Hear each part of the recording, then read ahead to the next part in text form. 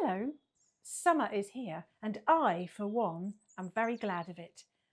I thought today we'd talk about butter, as some of you have asked why I like it so much even though it is so expensive. When we moved into here, when Fred and I first got married, this was always known as dairy cottages, and I ran the dairy. Why don't I show you around and I'll show you how I make butter.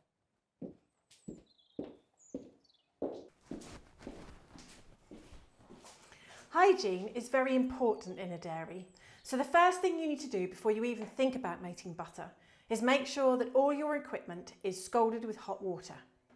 Next door, I have a washing copper.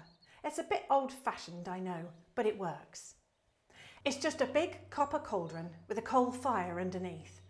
I can put all my equipment in it and boil it thoroughly. Some people like to add disinfectant, but I think it leaves a taint. So I can talk to you without any distraction, I've asked my friend Pat to come along. You can bring the churn in now, Pat, if you like. This is called a settling pan. When I used to make butter, I'd have the milk come in of an evening and I'd put it in one of these pans. And then overnight the cream would rise to the top. And then I'd skim it off using this.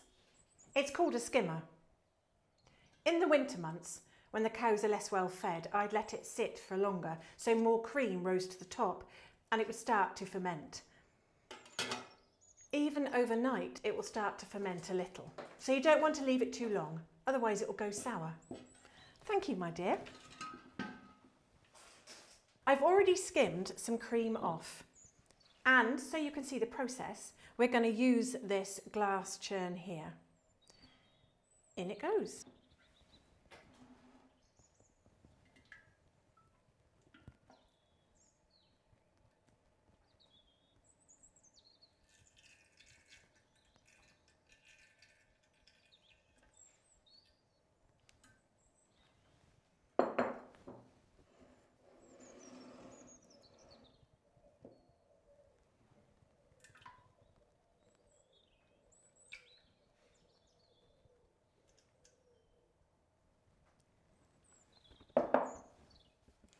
That's not a difficult process, but is quite lengthy, which is why I've got Pat here.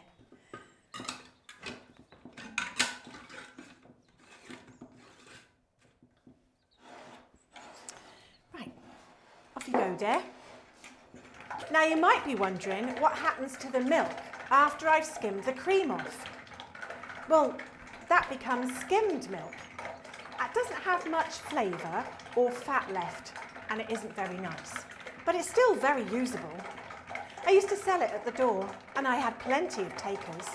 There is always people who want to save a little penny or two, and if they can save on their daily milk, then that might mean an extra ration of bacon at the weekend, or maybe even a cinema ticket. How you manage your budget, well, that's up to you. If you want to make butter yourself, you can just go and buy cream from your local dairy. If you live in the countryside like I do, that might mean your local farm. But even in the cities and towns, you'll have a dairy near you. That's almost turned into whipped cream. I think it will go quite quickly today because it's quite warm. Urban dairies ship their milk in from the countryside. In places like London, that tends to be Wales. It used to be called railway milk because that's how it was transported. You don't hear so many horror stories as you used to, but when I worked in London, we always knew which dairies watered down their milk or let it go off. Pasteurisation, that's when you heat up the milk to kill off the germs, has made a lot of difference to the quality of milk. Most of the milk that you buy nowadays is pasteurised, as is the cream, but it wasn't always like that when I was younger, and it used to make a lot of people very ill. Well, let's take a look at it.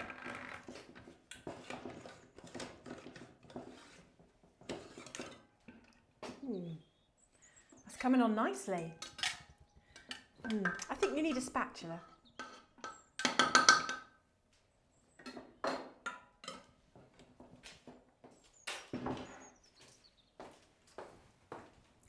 While Pat does that, let me show you my other churns.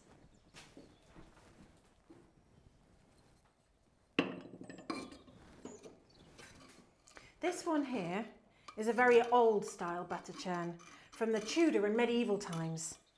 And this is what makes the cream go round and turn into butter. It's quite a small one, it's very messy. Some of the bigger ones come right up to my waist. Must be difficult on the back.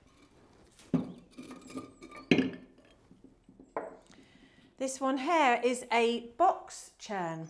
The handle turns, which makes this go round, the paddle, and that moves the cream and makes a lot more butter.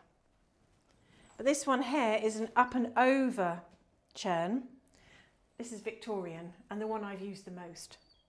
That makes a lot of butter. And in case you're wondering, this here is when you've made a lot of butter. It's called a butter worker and it helps you remove the buttermilk, which we will come to very shortly with our own butter.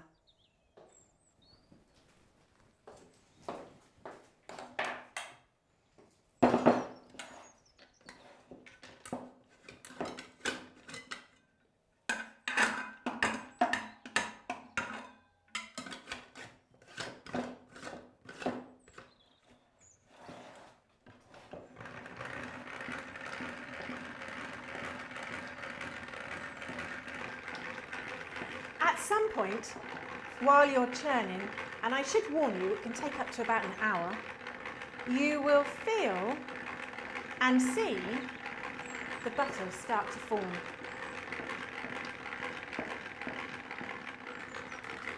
Do you think it's there?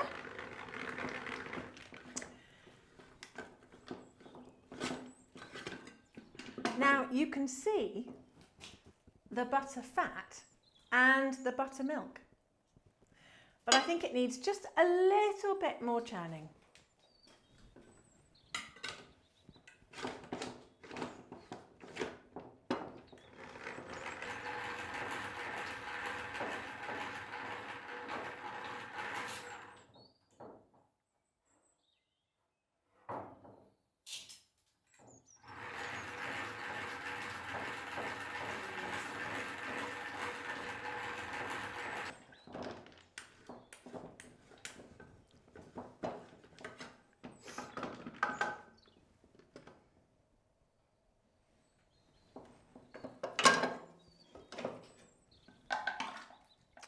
Now we're going to strain the contents through this piece of muslin to remove the buttermilk.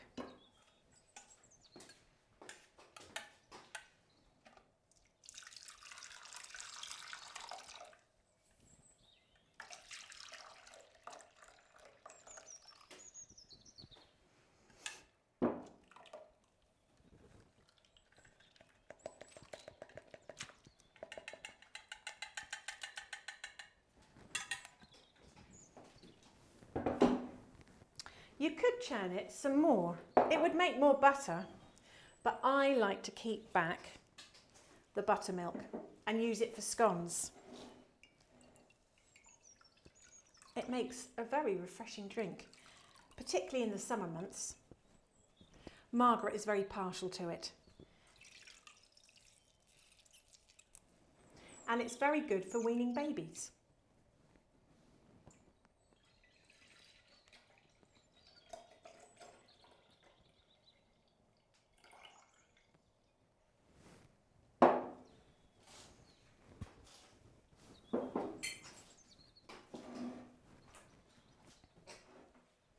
Now we're going to wash it.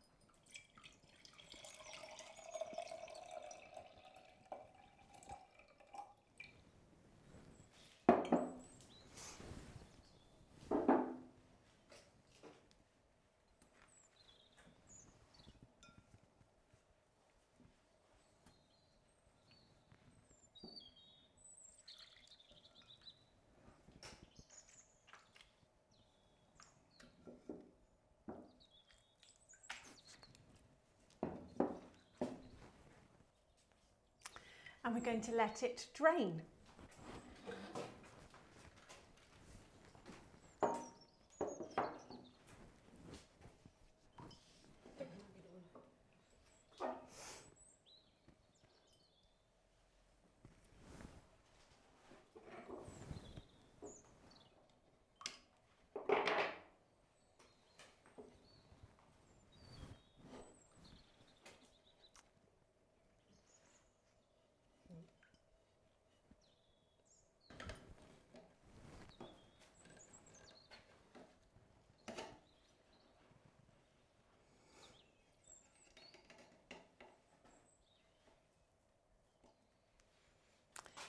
Cup of tea, my dear?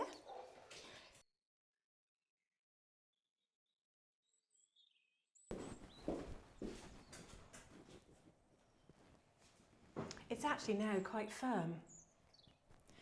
What I need to do is to squeeze out all the buttermilk. If you don't do that, it'll be a lovely colour, but inedible.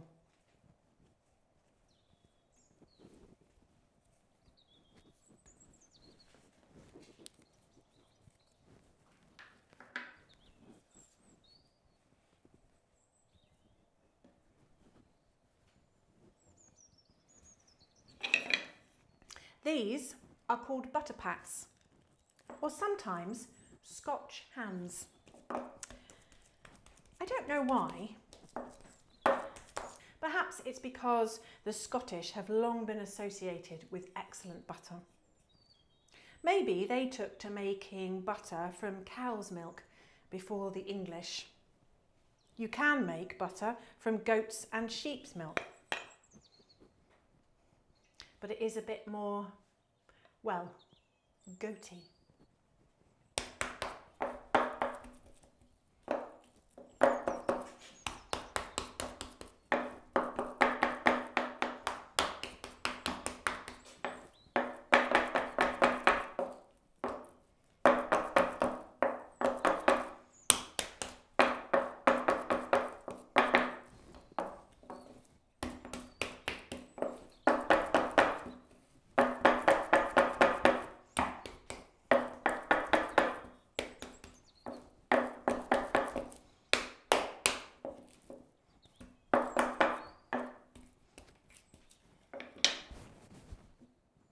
I like now to add my salt.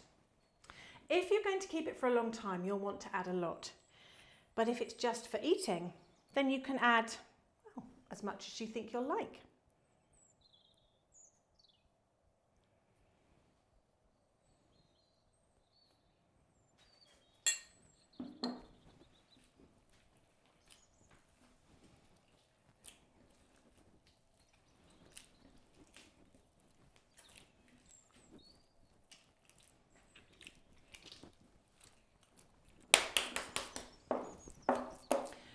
Make compound butter by adding other ingredients. Herbs are very popular. My favourite is watercress. If you were going to make savouries, then you could add anchovies or anchovy paste. You might know that as gentleman's relish. You could add bovril or marmite to cheat. For sweet butter, we used to add sugar and cinnamon, which was very nice on toast.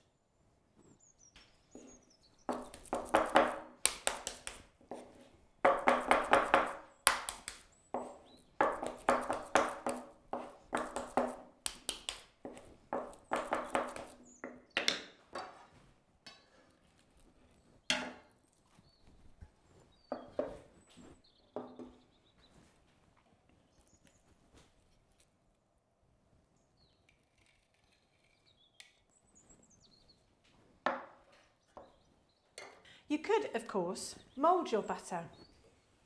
I don't do that nowadays, and I didn't do it that much when I was working.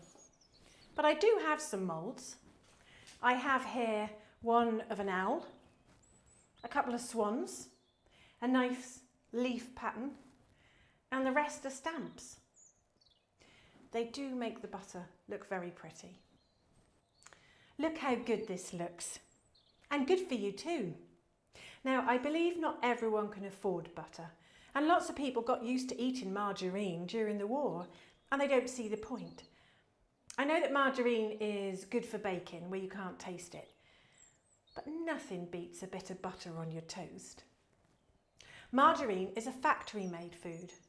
Not that there's anything wrong with good factory-made foods, but it's just dishonest. They have to add yellow colouring to make it look like butter.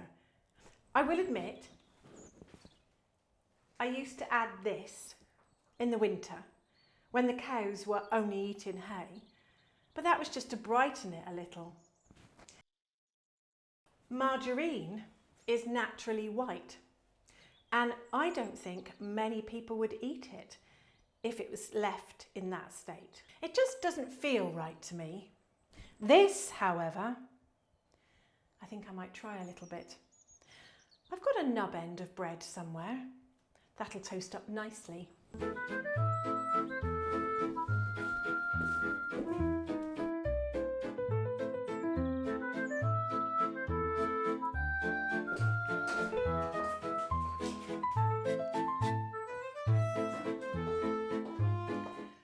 While Pat's doing the washing up, I thought I'd have a little taste.